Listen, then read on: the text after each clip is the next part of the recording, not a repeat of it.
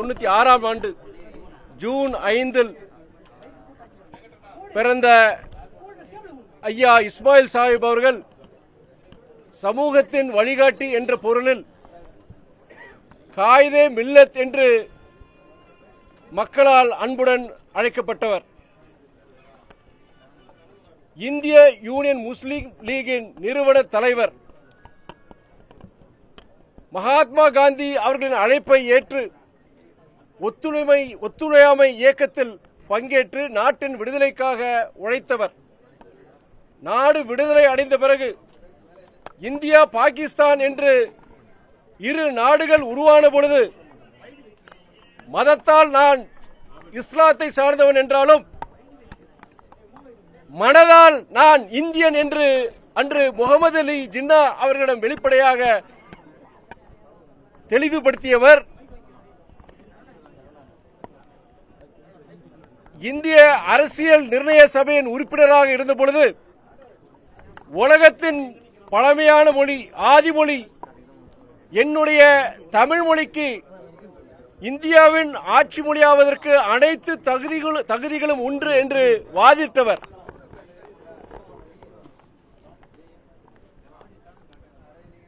தமிழரின் பெருமையை, இந்தியாவின் பெருமையை, மதசார்பின்மைக்கு இலக்கணமாக திகழ்ந்த அன்னாரது புகழ் நாடு முழுவதும் தெரிய வேண்டும் என்பதற்காக ஐயா காயிதே மில்லத் அவர்களுக்கு தபால் தலை வெளியிடுவதற்கு காரணமாக இருந்தவர் எங்கள் இயக்க தந்தை தலைவர் வைகோ என்பதில் நாங்கள் பெருமை கொள்கிறோம்.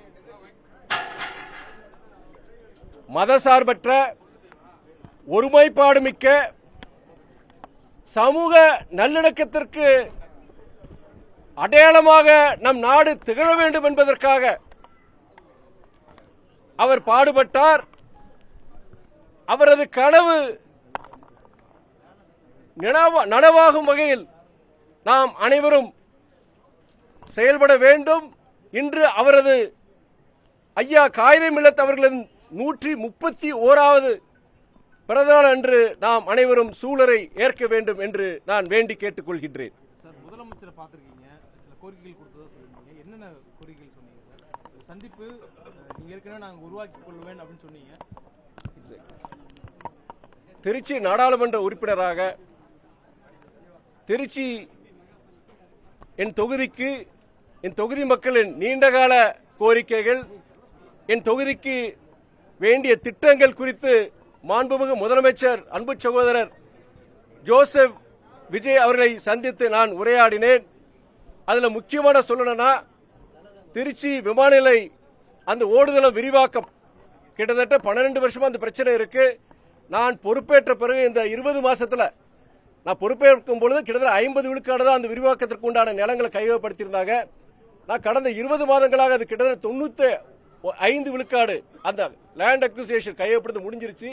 இனி ஒரு 36 ஏக்கர் தேவைப்படுது. அது சம்பந்தமாக அந்த விரிவாக்க பணிகள் முடிஞ்சதுன்னா, அந்த நிலம் கையகப்படுத்த முழுமையாக முடிஞ்சிருச்சுன்னா நம்முடைய அங்க திருச்சி விமான நிலையம் அதற்குண்டான வளர்ச்சி, அதனால் வேலை வாய்ப்பு உருவாருது. திருச்சி மாநகர் மாத்திரம் கிடையாது, அந்த பகுதியை வளர்ச்சி அடையுங்கிற அந்த ஒரு கருத்து, ஒரு வேண்டுகோள். அது இல்லாம நம்ம திருச்சிக்கு மெட்ரோ ரயில் அதுக்குண்டான கோரிக்கை. அது இல்லாம திருச்சிக்கு பொறுத்த வரைக்கும் ட்ரை போர்ட் உலர் துறைமுகம் அது நம்ம கொண்டு வருது.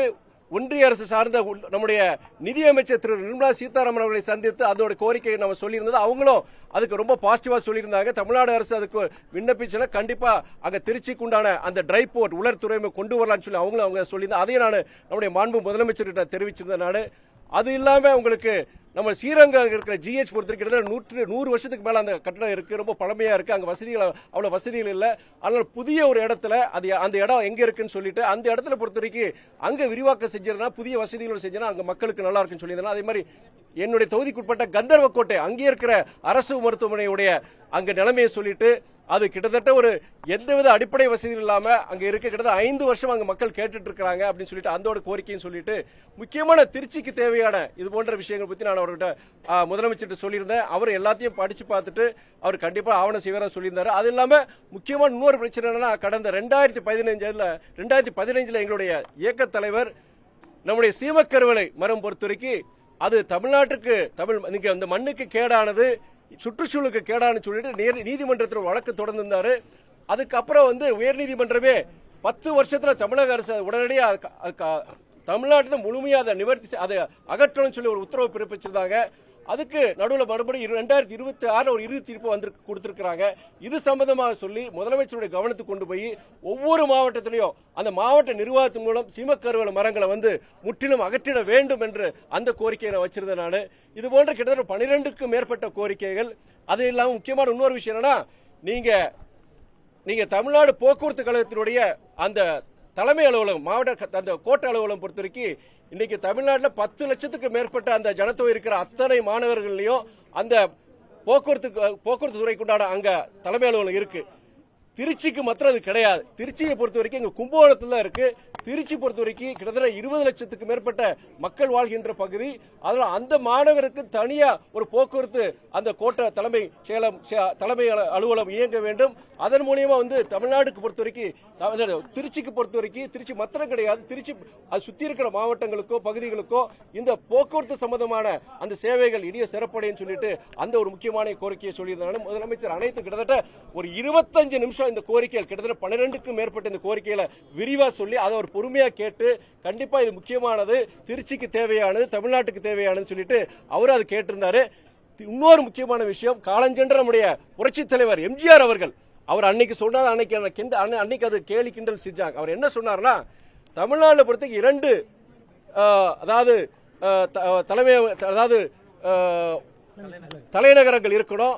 ஒன்னு பொறுத்த வரைக்கும் இங்க சென்னை பொறுத்த வரைக்கும் இது உங்களுக்கு ஒரு பினான்சியல் கேபிட்டலா இருக்கலாம். திருச்சியை பொறுத்த வரைக்கும் என்னன்னா ஒரு அட்மினிஸ்ட்ரேட்டிவ் கேபிட்டலா இருக்கலாம் சொல்லிட்டு எப்படி நம்ம இந்தியாவுக்கு பாம்பே பினான்சியல் கேபிட்டலாவும் டெல்லி ஒரு அட்மினிஸ்ட்ரேட்டிவ் கேபிட்டல் இருக்கிற மாதிரி அங்க திருச்சியை பொறுத்த வரைக்கும் இன்னொரு தலைநகரா கொண்டு வருங்கிற அந்த முக்கிய கோரிக்கையை சொல்லிட்டு அது கொண்டு வரது மூலம் என்னன்னா தமிழ்நாட்டில இருந்து இன்னைக்கு அரசு வேலைகளுக்காண்டி கிட்டத்தட்ட தென் தமிழ்நாட்டில இருந்து சரி நீங்க வட தமிழ்நாட்டில் வரணும்னா கிட்டத்தட்ட 12 மணி நேரம் ஒரு நாள் ஆகுது மக்களுக்கு வர்றதுக்கு இங்க வந்து அவங்களுடைய பணிகளை நிறைவு செய்யறதுக்கு.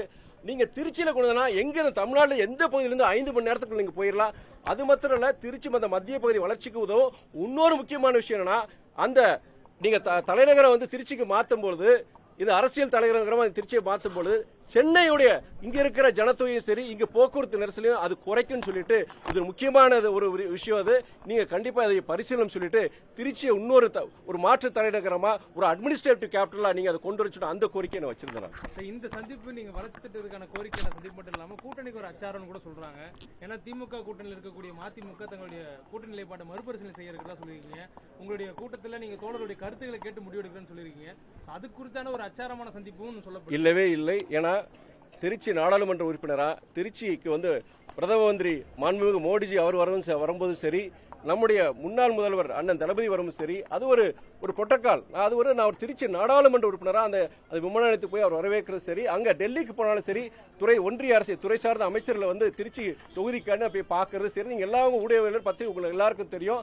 அதன் அடிப்படையில் இன்னைக்கு முதலமைச்சராக இருக்கிறாரு, முதல் முறையா சந்திக்கிற நம்ம திருச்சி என்னுடைய தொகுதிக்கு தேவையான முக்கியம் 15 வருஷம் 20 வருஷமா தேவைப்பட்ட ஒரு திட்டங்கள் மக்களுடைய கோரிக்கைகள் அது விஷயம் நான் போயிருமே தவிர இதுல அரசியல் கிடையாது. பொதுவாக வாழ்த்துறேன். நான் தமிழ்நாட்டை பொறுத்த வரைக்கும் ஜாதி மதம் பண அரசியலை கடந்து நீங்க வெற்றி பெற்றிருக்கீங்க. அரசியலை கடந்து நான் உங்களை வரவேற்கிறேன் வாழ்த்துகிறேன் சொல்லியிருந்தேன். அது நான் வாழ்த்து சொன்னேன். ஆனா முக்கியமா நேற்று நிகழ்வு பொறுத்த வரைக்கும் முழுமையாக என்னுடைய திருச்சி நாடாளுமன்ற தொகுதி மக்களுக்காக என்னுடைய மக்களுக்காக அந்த கோரிக்கைகளை கொடுக்கறதுக்காண்டி நான் போயிருந்தேன். நீங்க உங்க தனி சின்னத்தில் நிக்கலங்கிற ஒரு வருத்தத்தை தலைவர் தெரிவிச்சிருந்தாரு, நீங்களும் குறிப்பிட்டிருந்தீங்க. இப்போ இது மற்ற கட்சிகள் திமுக கூட்டணியுடைய மற்ற கட்சிகள் தேர்தலுக்கு முன்னாடியே கேட்க வேண்டியவர்கள் தேர்தல் முடிந்து கேட்கறது நியாயமா படலைங்கிற ஒரு கருத்து முன்வைக்கிறாங்க. அதாவது இதனுடைய விளக்கம் நான் சொல்லியிருந்தேன். இந்த கேள்வி வரும்னு சொல்லிட்டு தான். அதாவது எங்களுக்கு கடைசி நேரத்தில் ஒரு நிர்பந்தமா வைக்கிறாங்க. என்ன நிர்பந்தம் வைக்கிறாங்கன்னா நீங்க கண்டிப்பா திமுக சின்னத்தில் போட்டி போடணும்னு சொல்றாங்க. அப்போ நாங்க அதை மறுக்கும் பொழுது கூட்டணி விட்டு வெளியேற வேண்டிய சூழ்நிலை வரும். அதனால எனக்கு அந்த நேரத்தில் எங்களால் ஒரு குழப்பம் கூட்டணி தலைமைக்கு ஒரு நெருக்கடியை கொடுக்க வேண்டாம்னு சொல்லிட்டு தான் நாங்க அன்னைக்கு அதான் நிர்பந்தத்தை ஏத்துக்கிட்டு நாங்க அதை பண்ணணும். ஆனா எங்களுடைய இயக்க தோழர்கள் தொண்டர்களுடைய வேதனை மனக்குமுறை நான் குறிப்பிட்டிருந்தேன். அதுதான் சொன்னேன். நான் அது அதை ஏத்துக்கு நான் நின்னுங்கிற காரணத்தையும் சொல்லியிருந்தேன். நான் இப்ப எனக்கு பொறுத்த வரைக்கும் நான் திருச்சி நாடாளுமன்ற தொகுதியில் நான் போட்டி போடும் பொழுது நான் இந்த நேரத்தில் இந்த நிர்பந்தம் வரும்போது நான் எப்படி நான் இருந்தேன் உங்களுக்கு தெரியும் உங்களுக்கு. ஆனா இன்னைக்கு ஒரு கட்சி தலைமை ஒரு முடிவு எடுக்குது. ஏதோ ஒரு சமரசம் தான். கட்சி தோழர்களுக்கு கிட்டத்தட்ட 90 அவங்களுக்கு பிடிக்கல. இருந்தாலுமே தலைமையை பொறுத்த வரைக்கும் 10 வருஷமா இந்த கூட்டணியில் தொடர்றோம். இந்த நேரத்தில் இதனால ஒரு சிக்கல் வர வேண்டாம் அப்படிங்கிற காரணத்துக்காண்டி அதை நாங்க அதை ஏத்துக்க வேண்டிய சூழ்நிலை இருந்தது. நான் விலக்கி சொல்லியிருக்கேன்.